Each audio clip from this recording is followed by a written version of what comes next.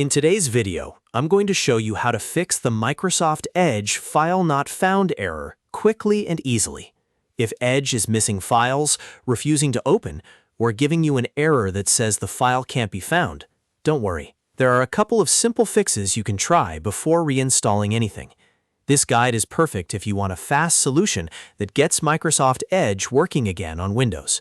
If this video helps you out, make sure to hit like and subscribe for more easy tech tutorials. All right, let's jump right in.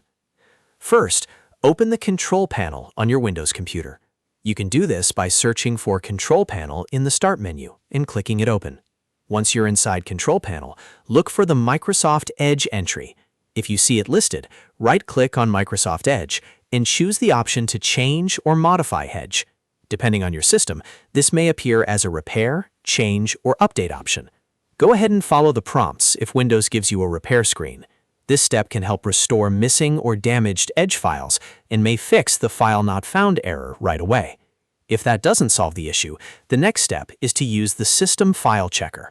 To do that, click the Start menu again, type CMD, then right-click on Command Prompt and choose Run as Administrator. This is important because the scan needs administrator access to check and repair protected Windows files. Once the command prompt window opens, type sfc/scannow and press Enter. Now Windows will begin scanning your system for corrupted or missing files and automatically try to repair them. This process can take a few minutes, so let it finish completely. When the scan is done, restart your computer and try opening Microsoft Edge again. In many cases, this fixes the missing file problem and gets the browser back to normal. If Edge still isn't working after that, it may need a deeper repair or reinstall, but most users will find that these two steps solve the issue.